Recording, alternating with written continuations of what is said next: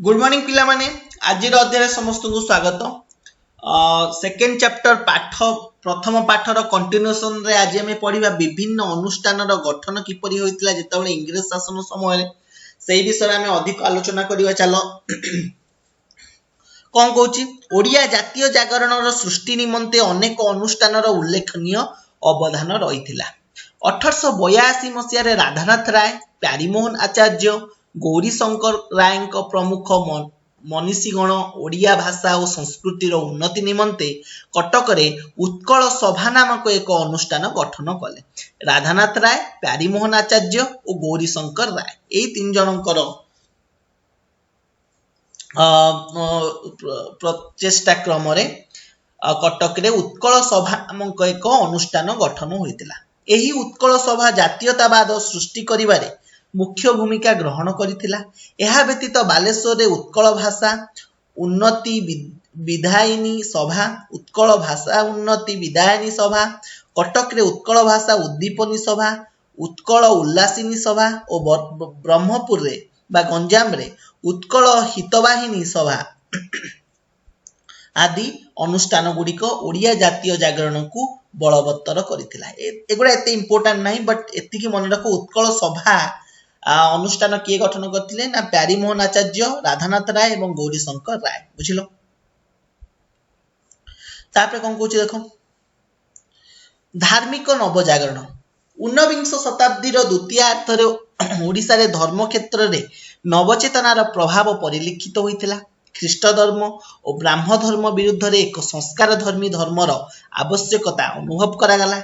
एही आवश्यकता को पूर्ण करिवारे सफल होइतिला ओडिया माटीरू संभूत एक धर्म। एही धर्मटी थिला सत्य महिमा धर्म। बुझी पाइल? एही धर्मर प्रधान प्रवर्तक थिले महिमा गोस्वामी। एही धर्म ओडिशार जनजीवन और ओडिया साहित्य को बहुल भाव में प्रभावित करितिला। भीम बोई थिले एही धर्मर जने मुख्य प्रचारक। भीम बोई थिले कहार मुख्य प्रचारक ना महिमा धर्मर किंबा सत्य महिमा धर्मर मुख्य प्रचारक थिले के भीम बोई। एटा एक मार्किया क्वेश्चन परीक्षा रे पड़े। तांको द्वारा रचित कविता गुड़िक ओडिया मानक मन रे निस्वार्थ सेवा, जाति प्रीति और आत्मबली भावना सृष्टि करिथिला। महिमा धर्म ओडिया लोक मानक मध्य रे एक अपूर्व एकता आनी देइथिला। फल सेमानक जातीय चेतनार अभिवृद्धि घटिथिला। इंग्रेज मानक जनहितकर कार्य ओडिशा रे नौक दुर्भिक्ष पर इंग्रेज माने अनेक जनकल्याणी योजना प्रस्तुत करथिले। कमिशनर टी रेभेन्सांक ओडिशा रो उन्नति पई बहुत कार्यक्रम निज हाथ को नेइथिले। से आली और बांकी ठारे नूतन बंध निर्माण तथा पुराणा बंधर मरामती कराइथिले। ता व्यतीत वाणिज्यर उन्नति पई ओडिशा भारतर अन्य प्रदेश सहित पक्का पिचु रास्ता द्वारा संयोजित होइतिला। भौगोलिक अवरोधरू मुक्त करी एहा ओडिशावासी को आधुनिक सभ्यता सहित परिचित कराई पारिथिला एवं सेमानक मन रे जातीय चेतना सृष्टि करिबारे सहायक होइतिला। बुझिलो? 1882 रे भाइसराय लॉर्ड रिपन को द्वारा प्रवर्तित 1882 रे भाइसराय लॉर्ड रिपन को द्वारा प्रवर्तित स्थानीय स्वायत्त शासन व्यवस्था एटा एक मार्किया क्वेश्चन पक्का परीक्षा रे पड़े। 1882 रे स्थानीय स्वायत्त शासन व्यवस्था प्रचलित होइतिला। कहा द्वारा ना भाइसराय लॉर्ड रिपन को द्वारा। ओडिया मानक मध्य राजनीतिक सचेतनता जागृत कराइथिला। लॉर्ड रिपन को एक ही जन हितैषी पदक्षेप पई प्रशंसा और धन्यवाद जणाइबा उद्देश्य 1882 जून 30 रे कटक रे एक विराट साधारण सभा आयोजित होई बहु संख्यक ओडिया को एकत्र करिथिला। स्थानीय शासन संस्था को निर्वाचित प्रतिनिधि मानन को पठाई ओडिया माने अधिक राजनीतिक ज्ञान आहरण करिवार आशा रखिले।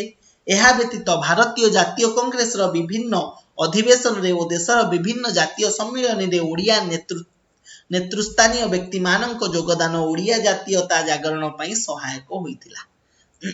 एही परि भाव रे विभिन्न कारण ओडिया मानक मध्य जातीयता भाव दृढ़ीभूत होइतिला एवं सेमाने निजर इतिहास और ऐतिह्य भाषा और संस्कृति तथा ऐक्य भाव और संगति संपर्क रे अधिक सचेतन हेले।